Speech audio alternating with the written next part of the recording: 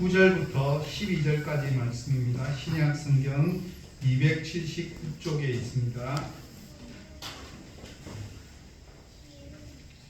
오늘 본문 말씀 고린도전서 13장 9절부터 12절까지 말씀을 저와 여러분이 함께 말씀을 합독하도록 하시겠습니다.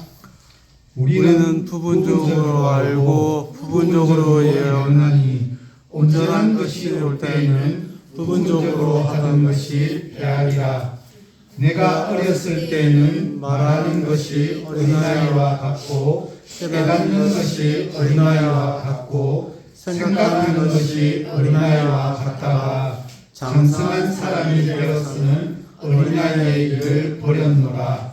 우리가 지금은 거울로 보는 것 같이 희미하나 그때에는 얼굴과 얼굴을 대하여 볼 것이요 지금은 내가 부분적으로 아나 그때에는 주께서 나를 아신 것 같이 내가 온전히 알리라. 아멘.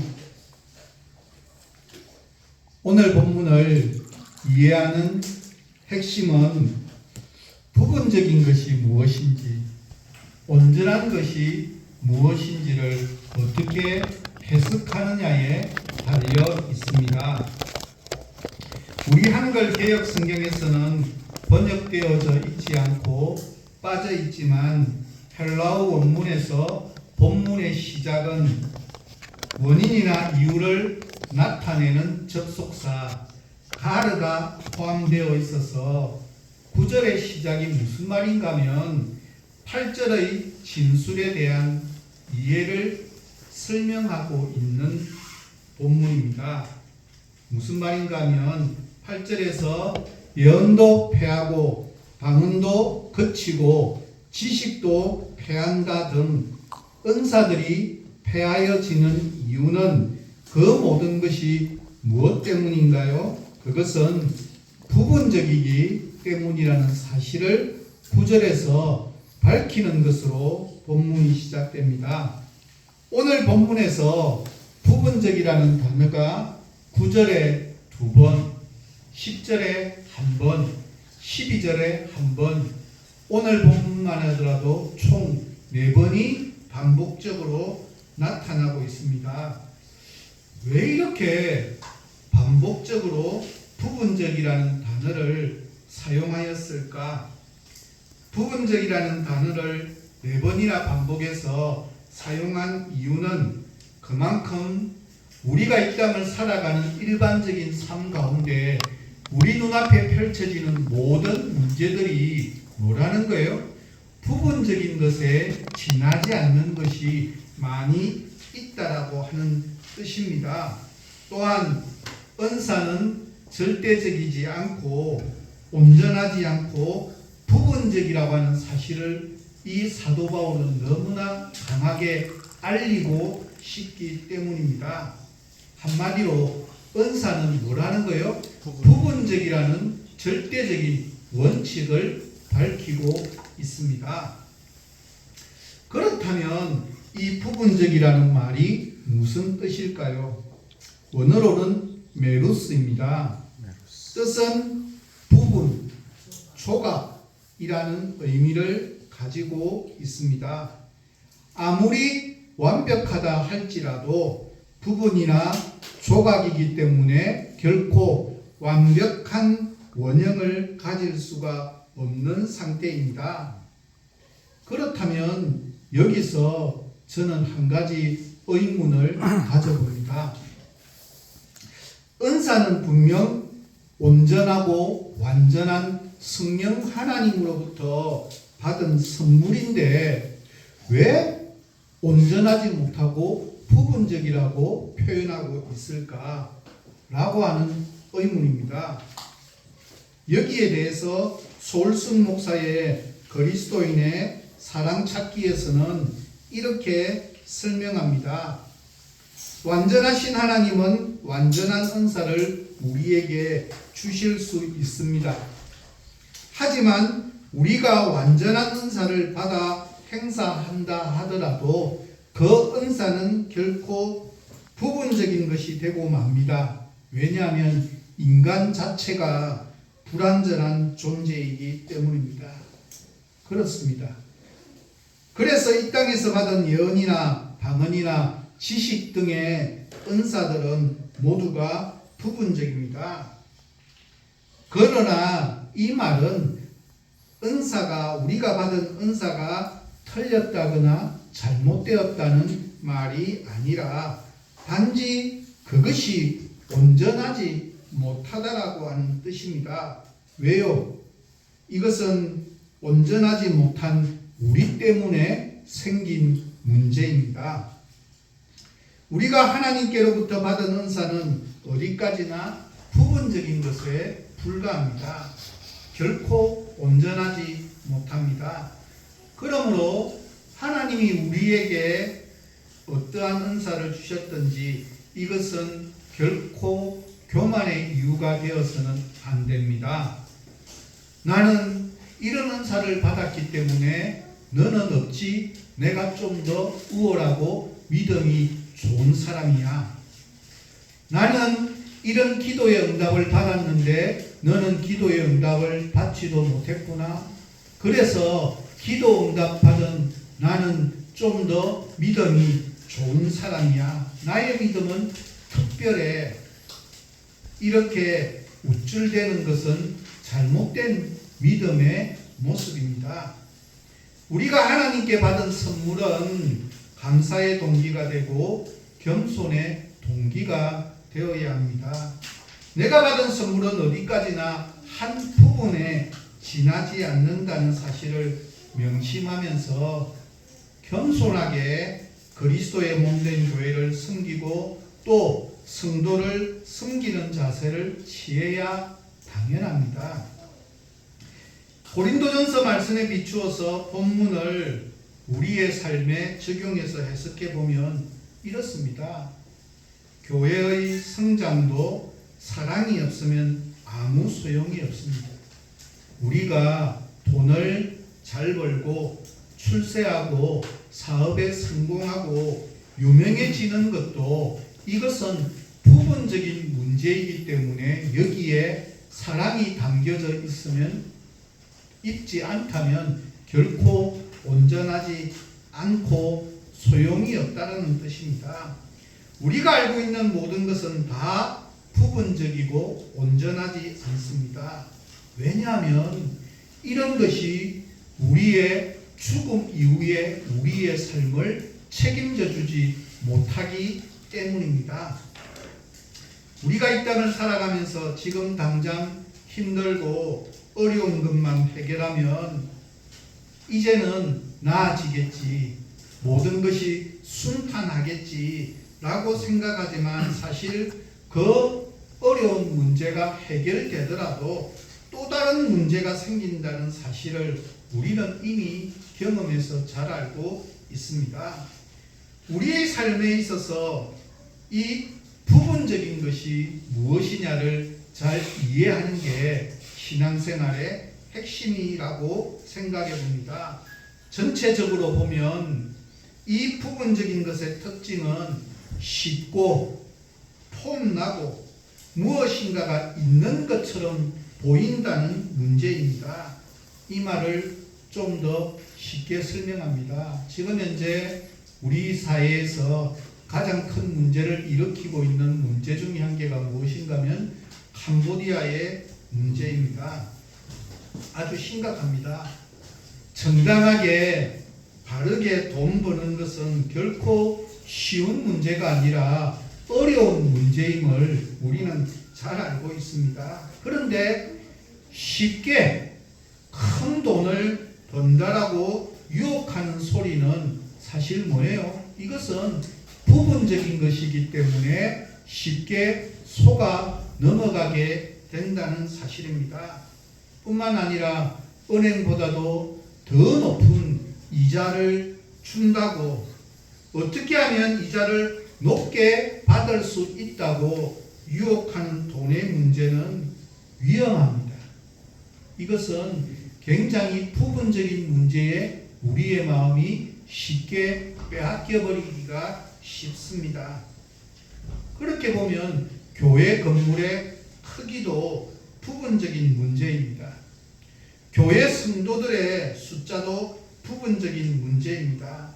제가 목회를 하면서 중요하게 생각하는 것 중에 한 가지가 무엇인가 하면 매일같이 말씀 묵상을 하면서 그 말씀 묵상에 인도함을 받고 그 말씀대로 내가 어떻게 순종하며 살아가며 기도하며 살 것인가에 대한 이 문제마저도 엄격히 따져보면 부분적인 문제입니다. 하지만 부분적이라고 해서 오해하지는 마십시오. 이 문제에 있어서 하용조 목사는 사랑의 교양곡에서 이 문제를 이렇게 해석합니다. 부분적인 것이 틀렸다는 것이 아닙니다. 우리는 그것을 해야 합니다. 교회가 사라질 때까지 그 일을 계속할 것입니다.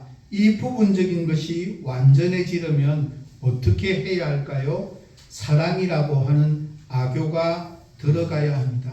저는 이 말에 전적으로 동의합니다. 말씀 묵상을 하고 기도하는 것 자체가 중요한 것이 아니라 말씀 묵상을 하면 거기에 사랑의 눈물이 있어야 하고 겸손이 있어야 하고 친절이 있어야 하고 하나님을 향한 온전한 기다림이 있어야 하고 믿음에 대한 예의가 있어야 하고 믿음의 삶이 지나간 자리에 하나님의 사랑이 나타나게 된다는 사실을 우리는 꼭 기억해야 합니다. 우리가 살아가는 모든 것에 하나님의 사랑이 묻어 있느냐 묻어 있지 않느냐가 중요한 핵심적인 믿음의 모습입니다. 내가 하는 모든 것은 어떻게 보면 부분적입니다. 그런데 거기에 온전하게 되려면 뭘 해야 된다는 겁니까? 사랑이 들어가 있어야 온전하게 된다는 뜻입니다. 이것은 가족의 관계도 동일한 문제입니다. 좋은 집에 살고 좋은 자동차를 몰고 좋은 직업을 가지고 나도 유명해지고 자녀도 유명해진다고 가족이 진정한 행복이 있을까? 결혼의 조건이 화려하면 행복할까? 아닙니다. 거기에 사랑이 담겨져 있어야만 바른 행복이 찾아올 수가 있습니다. 부모와 자식 간의 사랑이 있을 때 그 가정은 행복합니다. 나라의 문제도 동일합니다. 우리나라 백성들의 마음속에 사랑이 흘러 넘쳐야 나라가 행복할 수가 있다고 생각합니다. 정치에도 교육에도 경영에도 사랑이 필요합니다. 건강하고 바른 국가는 항상 이 문제를 고민해서 어떻게 해야 온전한 사랑이 흐를 수 있을 것인가에 대해서 심각하게 고민하고 해결하는 것이 아름다운 나라가 아닐까라고 묵상해 봅니다. 부분적인 모든 것들은 반드시 패하고 거치게 된다고 말씀은 우리에게 가르쳐 줍니다. 그렇다면 과연 이 부분적인 문제를 어떻게 해야 온전하게 해결할 수 있겠습니까? 10절은 이렇게 해석합니다. 우리 함께 읽어보도록 하겠습니다. 온전한 것이 올 때에는 부분적으로 하는 것이 대하리라. 너무나 간단하게 이 문제의 해결책을 우리에게 가르쳐 줍니다. 어떻게 해석합니까? 온전한 것이 와야만 이 부분적인 문제를 완벽하게 해결할 수 있게 된다라고 10절 말씀은 설명합니다. 우리가 추구하고 우리가 이 땅 속에 살아가면서 살아가는 삶의 모든 자국자국들이 부분적인 것에 너무 얽매이지 말고 온전한 것이 무엇인지를 기억하고 부분적인 것들 속에 온전한 것이 얼마만큼 담기느냐에 따라서 그 문제가 아름답게 해결되어질 수 있다라고 이야기합니다. 우리가 거부해야 할 것은 부분성이고 우리가 추구해야 될 것은 온전성이라고 그렇게 말씀은 우리에게 가르쳐 줍니다. 그렇다면 도대체 사도 바울이 말하는 온전한 것이 좀 더 구체적으로 무엇일까에 대한 문제입니다. 단순하게 말하면 궁극적으로 그것은 사랑입니다. 그것이 뭐냐는 겁니다. 김영민 목사의 고린도전서 13장 강의 제1은 사랑이라 에서는 이렇게 설명합니다. 여기서 온전한 것의 헬라어 토텔레이오는 끝과 종말을 의미하는 헬라어 텔로스에서 유래하여서 마지막 목적을 달성한 완성된이라는 뜻을 가지고 있다고 설명합니다.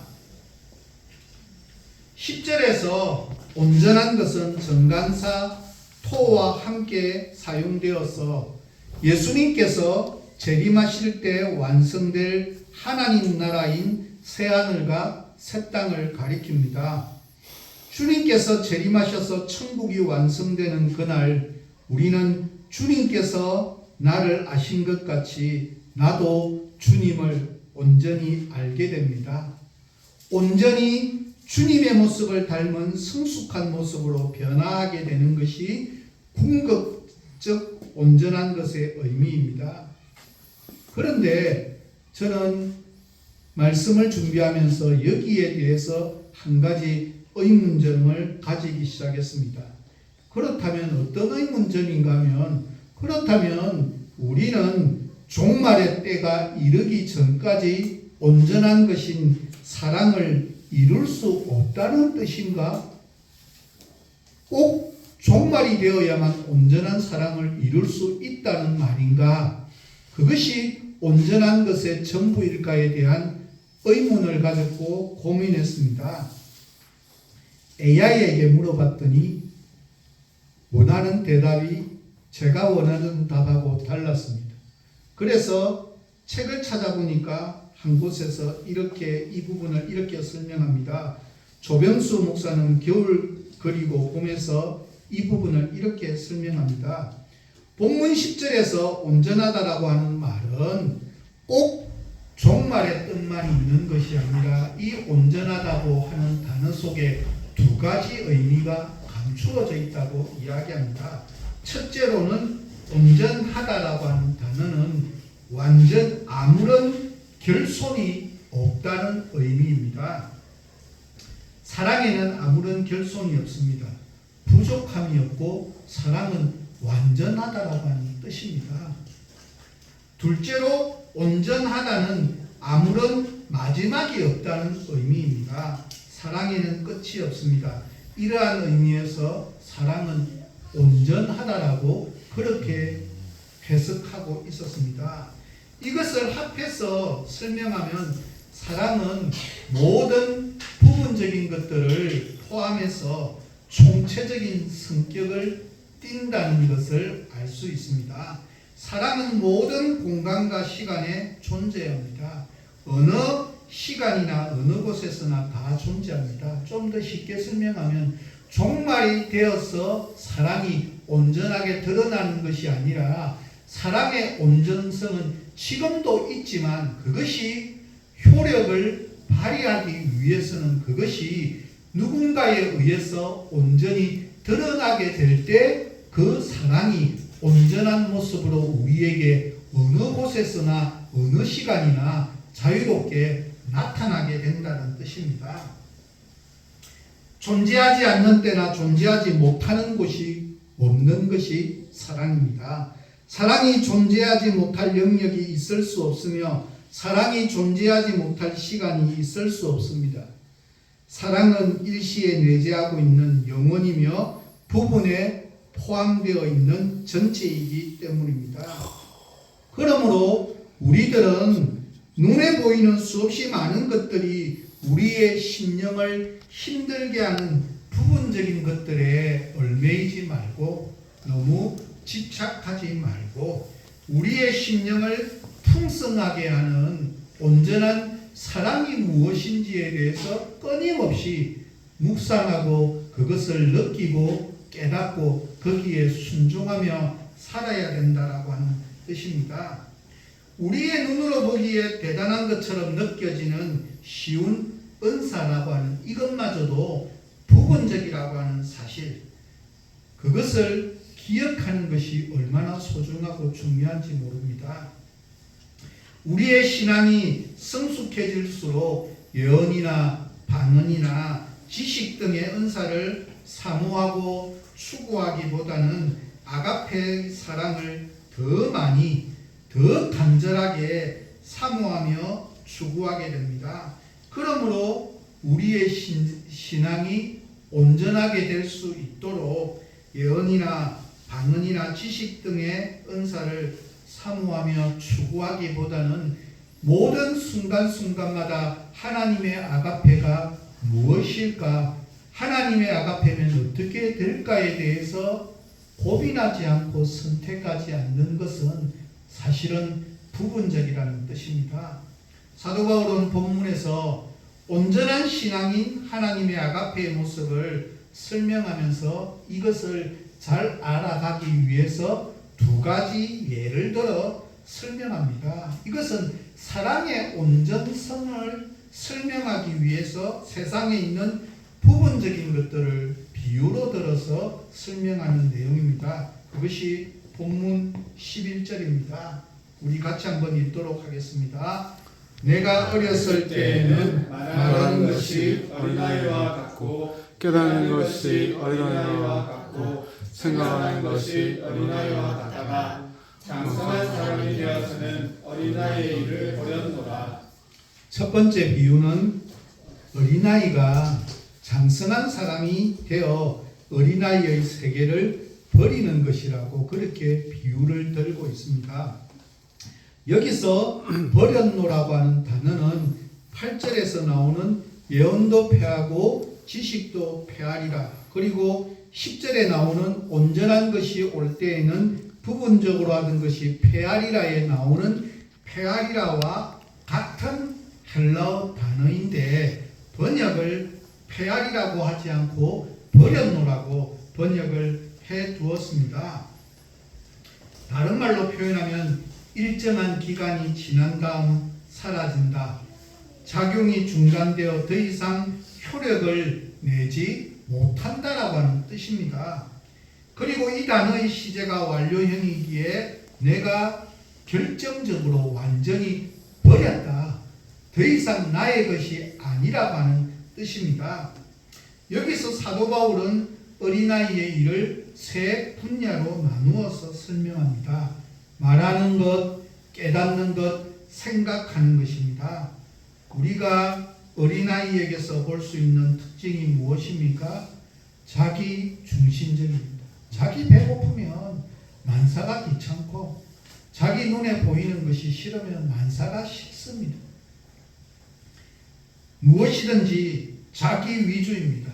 말하는 것도 그렇고 깨닫는 것도 그렇고 생각하는 것도 다 마찬가지입니다. 하지만 장성하여 어른이 되면 어린아이의 유치한 말투, 어린아이의 유치한 생각, 어린아이의 유치한 일, 유치한 모습을 완전히 다 버려야만 합니다. 그래서 어린아이의 모습에서 완전히 벗어나야 온전하고 성숙한 어른입니다.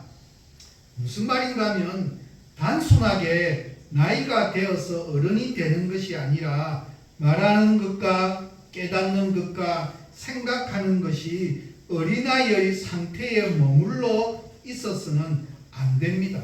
반드시 벗어나야만 합니다. 예를 들어 상담학에서는 성인아이라고 하는 말이 있습니다. 몸이 외적으로 보기에는 성인인데 말하고 깨닫고 생각하는 것이 어린아이와 같은 상태에 있는 바르게 성장하지 못한 어른이나 부모로부터 자립하지 않는 사람을 가리키는 용어입니다. 그렇습니다. 신앙이 자라지 못하고 성숙하지 못한 어린 성도는 완전한 아가페 사랑을 추구하며 사모하며 살아가기보다는 부분적인 여러 가지 은사들, 눈에 보이는 기적과 같은 신비로운 것들에 마음을 빼앗기고 그것이 대단한 특별한 믿음인 것처럼 그것을 멋져 보이니까 그런 것을 더 추구하며 살아가는 사람들입니다. 그러나 신앙이 아름답게 성장한 사람은 부분적인 영적 은사들을 사모하며 추구하기보다 완전한 아가페 사랑을 더 사모하며 추구합니다. 결국 우리의 믿음은 우리가 가진 부분적인 영적 은사들이 아니라 바로 하나님의 아가페를 어떻게 실천하며 살아가느냐는 문제입니다.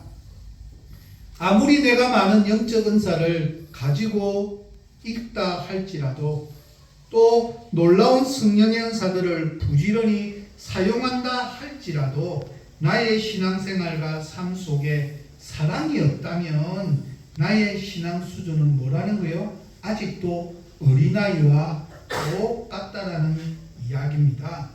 그러므로 우리 신앙과 삶 속에 진정으로 필요한 것은 눈에 보이는 외적인 요소들이 아닙니다. 참된 하나님의 아가페는 우리의 눈으로 보이지는 않지만 그 사람의 믿음의 권능이 거기에 심겨져 있음을 우리는 결코 잊지 말아야만 합니다. 이제 두 번째 비유인 본문 12절 말씀입니다. 같이 읽도록 하겠습니다. 우리가 지금은 거울로 보는 것 같이 희미하나 그때는 얼굴과 얼굴을 대하여 볼 것이요 지금은 내가 부분적으로 아나 그때는 주께서 나를 아시는 것 같이 내가 온전히 알리라. 둘째 비유는 뭐라는 것인가 하면 거울로 보는 것이 아니라 직접 얼굴과 얼굴을 맞대하고 보는 것에 대한 비유를 이야기합니다. 사도 바울은 이 구절에서 지금과 그때라고 하는 상반되는 시간을 나타내는 단어를 사용함으로 인해서 은사의 부분성, 사랑의 온전성을 명확하게 대비하고 있습니다. 여기서 희미하다의 헬라어의 뜻은 수수께끼와 같이 힘들고 어렵게 숨겨져 있는 그런 뜻입니다. 무슨 말인가 하면 당시에는 거울로 보는 것이 마치 수수께끼처럼 얽히고 설켜 있어서 얼마나 모호하기 거지없는지를 잘 보여줍니다. 이상하지 않습니까?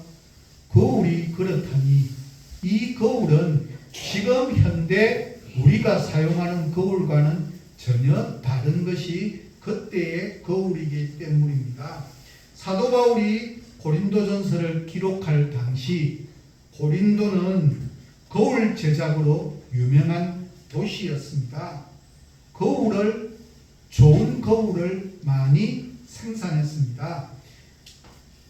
거울로 보는 것 같이 희미하다니 뭔가 좀 이상하지 않습니까? 지금 우리가 사용하는 거울이 나타난 것은 바울 시대보다도 1200년이 지나고 난 뒤에 나온 것이 지금 현대의 거울입니다. 유리의 뒷면에 뭘 바릅니까? 수원을 발라서 우리의 얼굴이 또렷하게 보이는데 그때 당시의 거울은 좋은 거울은 청동 거울입니다.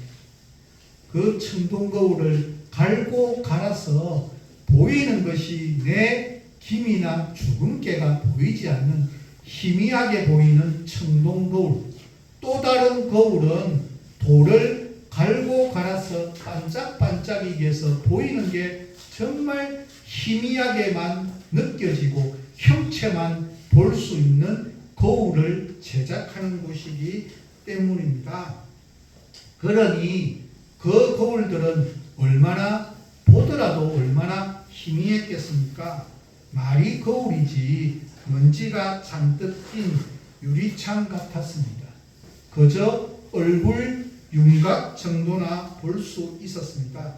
그래서 사람들은 거울에 비추어진 자신의 얼굴이나 사물을 명확하게 보지 못하고 희미한 모습밖에 볼 수 없었습니다.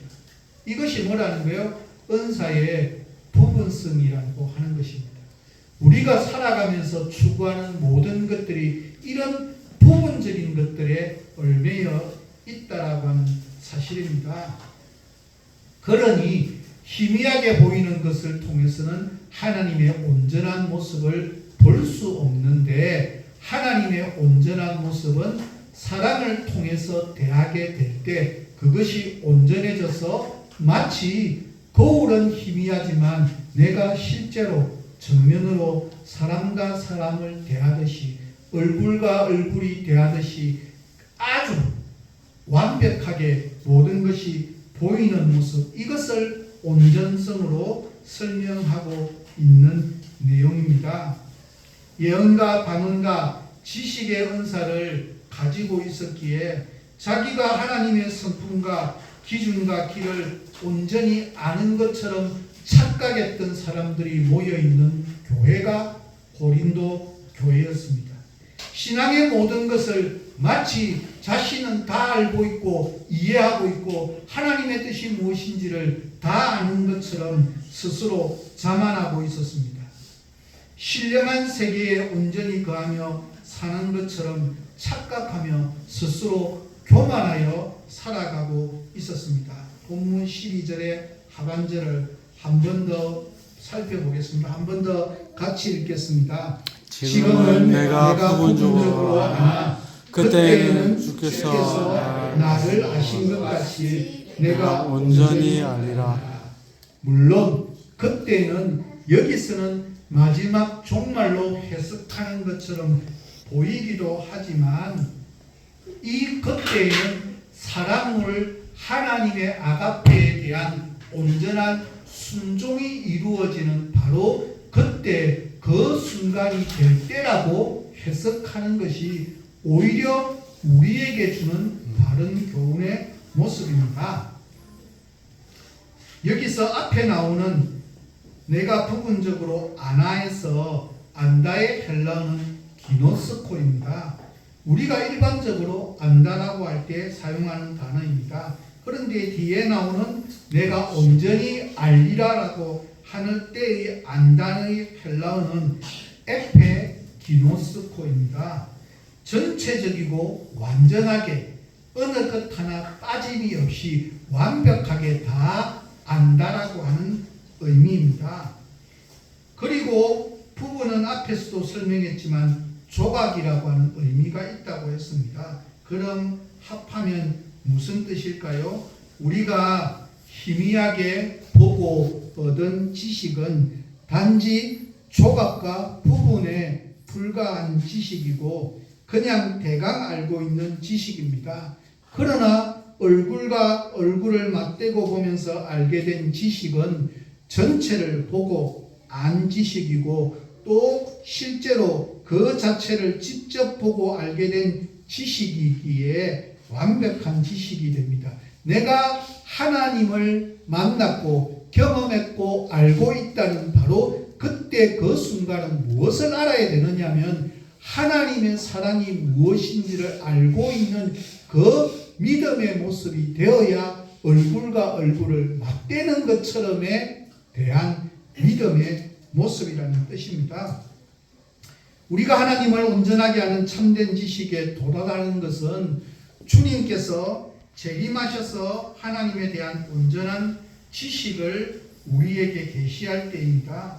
우리가 주님처럼 변화하여서 아가페 사랑으로 온전히 하나님을 사랑할 때입니다. 사랑할 때 비로소 우리는 하나님을 아는 참된 지식을 소유하게 됩니다. 사랑은 결코 나만을 생각하지 않습니다. 이웃을 배려할 줄 아는 마음을 가지게 합니다. 사랑에는 훈련이 끊임없이 필요합니다. 이웃에 대한 이해와 이웃에 대한 배려와 이웃에 대한 용서는 훈련 없이는 되지 않습니다. 늘 부담 없이 훈련하고 또 훈련해야 합니다. 그것도 멀리 있는 사람을 사랑하는 것도 중요하지만 더 엄밀한 의미는 언제나 내 곁에 가까이 있는 사람에게 사랑을 베풀 수 있도록 우리는 노력하고 훈련해야 합니다. 그래서 유명한 영국의 탁월한 학자인 C.S. 루이스는 이런 말을 합니다. 인류를 사랑하는 것은 쉽다. 그러나 문제는 내 곁에 있는 이웃을 사랑하는 것이다. 저는 이 말을 다르게 표현하고 싶어요. 문제는 내 곁에 있는 가족을 사랑하는 것이다. 이것이 우리의 아가페의 끊임없는 훈련 속에서 나타나는 가장 쉬우면서도 가장 어려운 사랑의 모습이 가족을 어떻게 하나님의 아가페로 대하느냐에 달려 있습니다. 고린도 교회는 궁극적인 문제는 은사 때문에 함께 지내는 교인들끼리 서로 시기하면서 다투는 문제, 그래서 송사까지도 재판정에까지 끌고 가서도 싸우게 되는 문제입니다. 그러니 사도 바울이 그 모습을 지켜볼 때 얼마나 그들이 어린아이들처럼 유치했을까, 자기 문제만 중요하게 생각하고 있는 그들을 보면서 얼마나 마음 아파했을까. 사도 바울은 안타까운 심정으로 그들을 향해서 더 이상 그런 은사들에 초점을 맞추어서 신앙생활을 하지 말고 사랑에 초점을 맞추어서 신앙생활을 하라고 당부했습니다. 왜 그렇습니까? 은사는 유치하고 초보적이고 부분적이기 때문입니다. 사랑만이 온전하고 성숙한 것이기 때문입니다. 우리가 그리스도의 몸된 교회를 섬길 때는 은사 중심이 되어서는 안 됩니다. 눈에 보이는 확실한 것들에 우리의 믿음을 빼앗겨서는 결코 안 됩니다. 하나님의 아가페만이 성숙하고 온전한 것입니다. 언제나 사랑 중심이 되어야 합니다. 그래야 하나님이 보시기에 아름다운 모습이 될 수 있고 교회의 머리 되신 그리스도 예수와 함께 매일같이 동행하는 삶을 살아갈 수 있는 사람들의 바른 모습입니다. 박상훈 목사의 고린도전서 13장 강해설교인 사랑의 열매에 나오는 예화 한 편을 소개합니다. 이미 작고를 하셨습니다만 우리나라의 대법관 가운데 김홍섭 판사라는 분이 계셨습니다. 겸손하시고 인품이 훌륭하신 분이셨습니다. 믿음도 깊으셨습니다. 그는 시간이 날 때마다 감옥에 찾아가서 죄수들을 직접 만나고 하나님의 말씀으로 위로하며 복음을 전했습니다. 그래서 그분의 별명은 사도법관이셨습니다. 그가 판결을 내릴 때면 언제나 그의 앞에는 하나님의 말씀인 성경 말씀과 그리고 율법 전서가 나란히 놓여 있었습니다. 판결을 내리기 전 늘 이렇게 말했다고 합니다. 당신이나 나나 하나님 앞에서 똑같은 죄인입니다.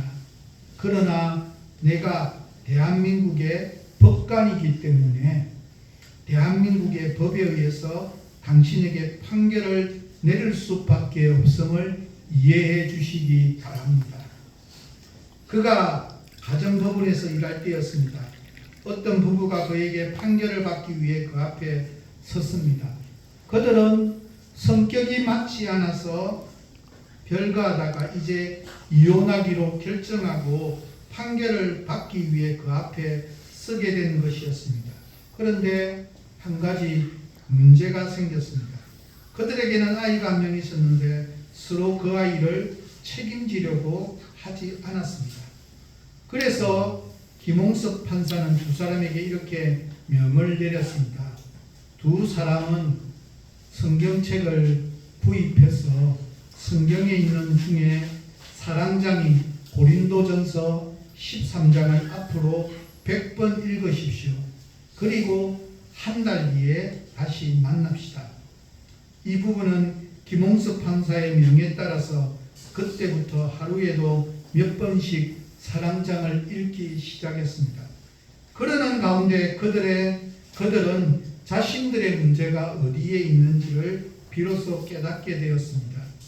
지금까지는 그저 문제가 상대방에게만 있는 줄로 생각했습니다. 그러나 사랑장을 천천히 읽어나가는 가운데 자기 자신에게 사랑이 부족한 것이 문제였음을 비로소 깨닫게 되었습니다. 그래서 부부는 서로가 서로를 용서하고 또 용서를 받았습니다. 그리고 다시금 화목하게 되었다는 일화가 있어서 소개했습니다.